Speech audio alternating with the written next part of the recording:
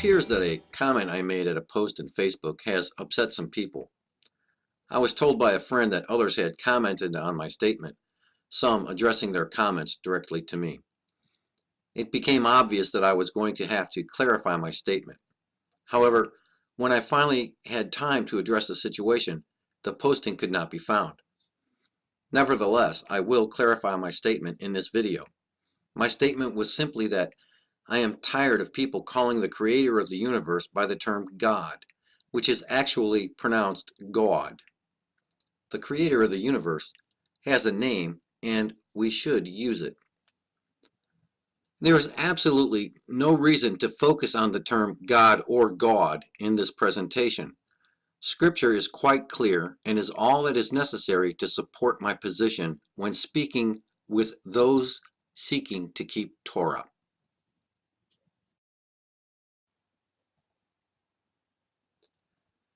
I'm going to begin with two verses.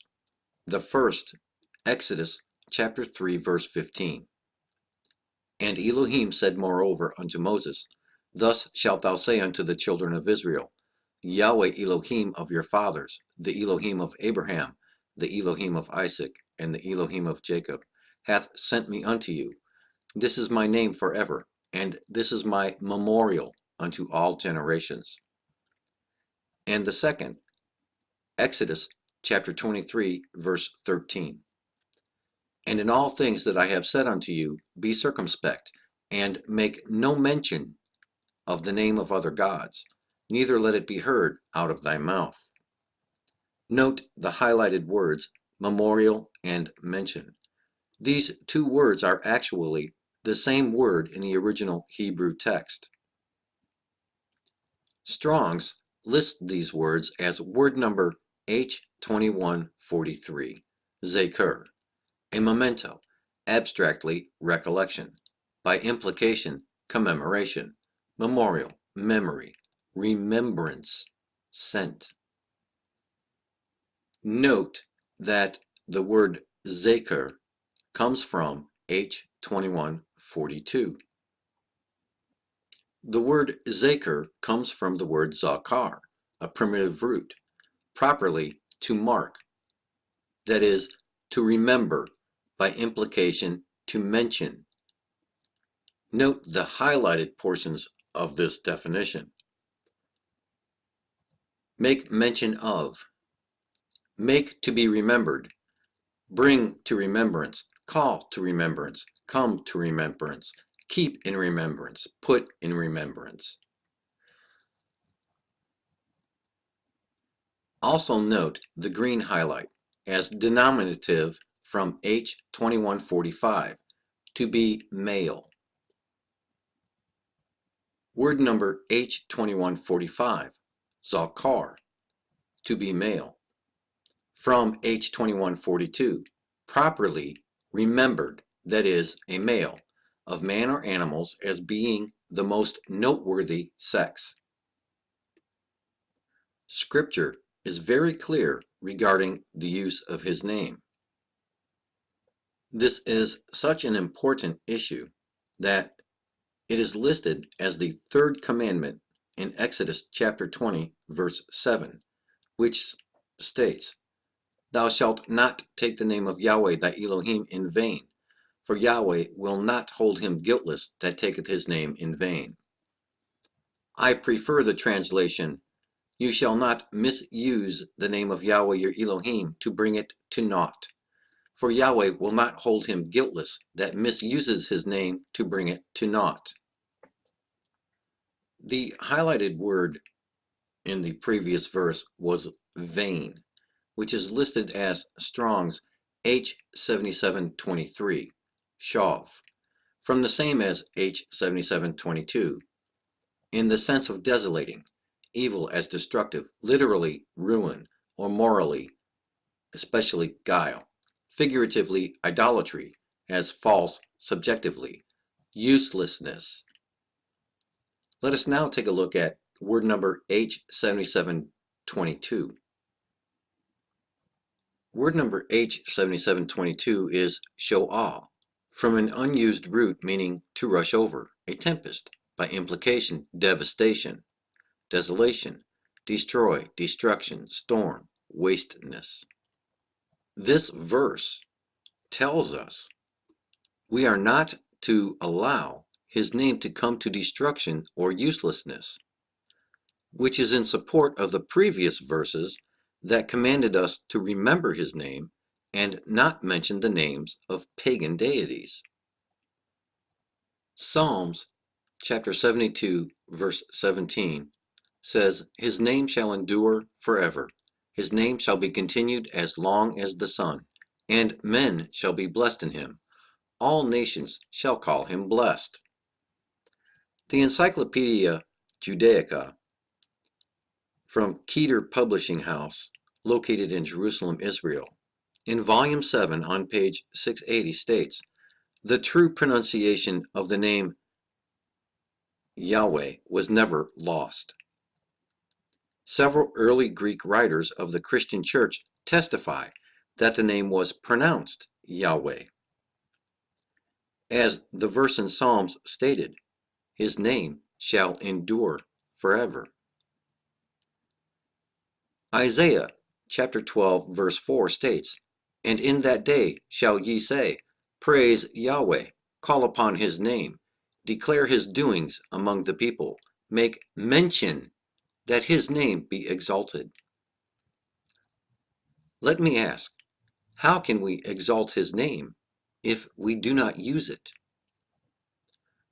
Isaiah chapter 42 verse 8 states, "I am Yahweh, that is my name, and my glory will I not give to another, neither my praise to graven images."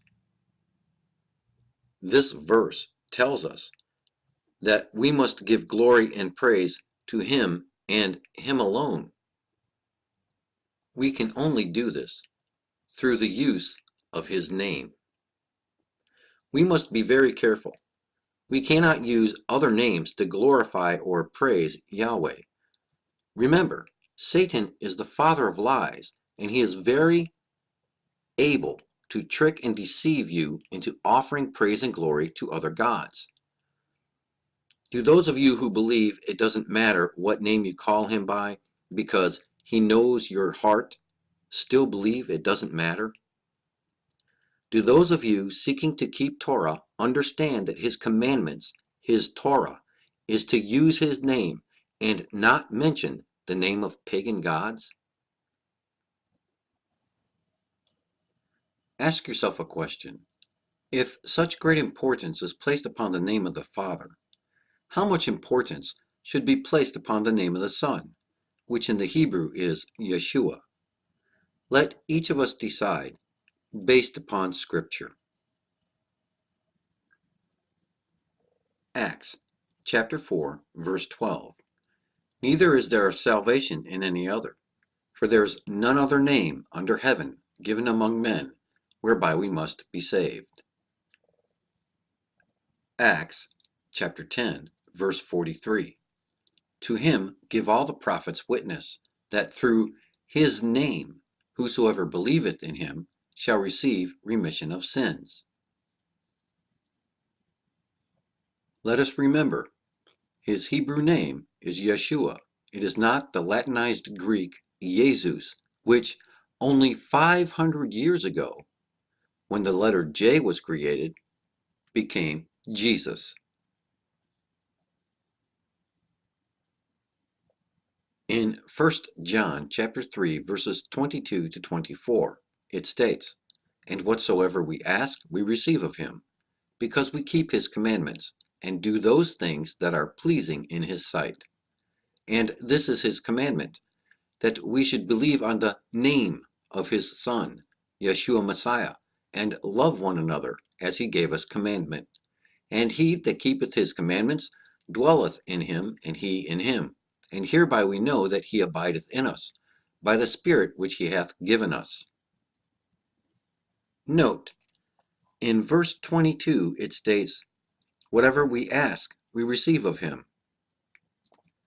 What could be the possible result of asking in the wrong name? Verse 23 states very clearly, "Believe on the name." And in verse 24, by the Spirit which he hath given us. The Spirit given by grace, grace being defined as the divine influence upon the heart and reflected in the life. And finally, John chapter 5, verse 43. I am come in my Father's name, and you receive me not. If another shall come in his own name, him ye will receive. Remember the great importance placed upon the name of the Father. Note that he said, I have come in my Father's name. As we know, Yah is the poetic form of the Father's name. The simple definition of Yahshua is salvation that comes from or given by Yahweh. Again, ask yourself, based on the previous information provided, how important is it to use the correct name? My final thoughts on the matter begin at Proverbs chapter 30, verse 4. Who hath ascended up into heaven, or descended? Who hath gathered the wind in his fists? Who hath bound the waters in a garment? Who hath established all the ends of the earth? What is his name, and what is his son's name, if thou canst tell? I know his name, and I know his son's name. I will not compromise. I will not go along to get along. These are the names I will use because this is Scripture, and I will abide by it. Do you have the courage and strength of faith to do the same?